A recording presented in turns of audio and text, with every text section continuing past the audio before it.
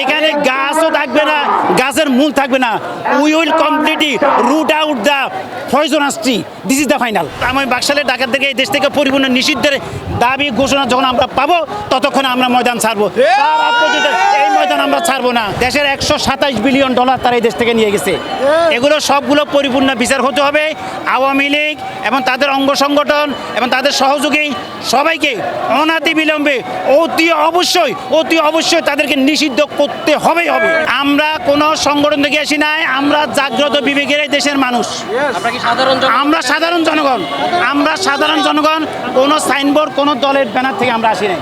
আমাদের কথা একটাই, অবিচারে দেশে চলছে দীর্ঘদিন, অবিচার বন্ধ হবে, অবিচারে দেশ আর চলতে পারবে না। অবিচার মুক্ত সুন্দর সুষম সাম্যের বাংলাদেশ আমরা দেখতে চাই। আমরা পরিপূর্ণভাবে এই স্বাধীনতা নিয়ে এবং এই ডাকাতদেরকে আওয়ামী বাকশালের ডাকাতদেরকে এই দেশ থেকে পরিপূর্ণ নিষিদ্ধের দাবি ঘোষণা যখন আমরা পাবো ততক্ষণ আমরা ময়দান ছাড়বো। তার আগ পর্যন্ত এই ময়দান আমরা ছাড়বো না। আমরা বিশ্বাসী যে এই ছাত্রদের লাশের উপর, এই ছাত্রদের রক্তের উপর এই সরকার প্রতিষ্ঠা হয়েছে। এই সরকার এই দাবি মানবে না, সেটা আমরা কল্পনা করতে পারি না। সেটা কি করে হয়? আমার সরকার আমার দাবি মানবে না। আমি ইউনূস সরকারকে বলতে চাই, আপনি এই দেশে অনেকগুলো উন্নয়নমূলক কাজ করেছেন, কিন্তু আমাদের গন্তব্য অনেক দূর।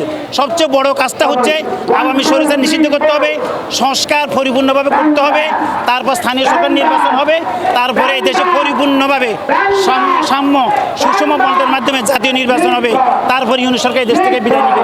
ততক্ষণ পর্যন্ত আমরা জাগ্রত আছি, আমরা ঘুমিয়ে যাব না। জাগ্রত আছি, জাগ্রত থাকবো, এটাই শেষ কথা।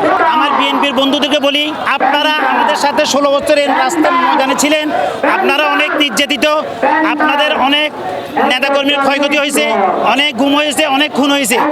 আপনারা এখন দিল্লির পরামর্শে, রয়ের পরামর্শে আপনারা আওয়ামী বাকশালীদের সাথে মিশে যাবেন, এ কথা আমরা বিশ্বাস করতে পারি না। ভাইদেরকে আমরা বুঝাতে চাই, যাদের জন্য আপনার কর্মী মারা গেছে, বৃহত্তম একটা দল ধ্বংসের পথে ছিল। আপনাদেরকে বলি, আপনারা হুঁশ ফিরে আসুন। আপনাদের জনপ্রিয়তা দিন দিন কমে যাচ্ছে। আপনারা নিজের ভাই নিজে কুড়াল মারতেছেন, কিন্তু আমরা বিশ্বাস করি বিএনপি হুঁশ ফিরবে। বিএনপি আবার সেই গণ আন্দোলনে এবং আওয়ামী নিধন আন্দোলনে, আওয়ামী নিষিদ্ধ আন্দোলনে ফিরে আসবে। আমরা আশা করি শাহবাগ মোড়ে আমরা আশা করি আমাদেরকে বেশি দিন থাকতে হবে না, কারণ ইতিমধ্যে সরকারের উচ্চ মহলে বিষয়ে কথা হয়েছে, তাদের মধ্যে ডাক পৌঁছেছে। আমরা আশা করি তারা শীঘ্রই বসে শুধু ছাত্রলীগকে নিষিদ্ধ করছেন, একজন উপদেষ্টা বলছেন স্বেচ্ছাসেবক লীগ এবং যুবলীগকে নিষিদ্ধ করা হবে।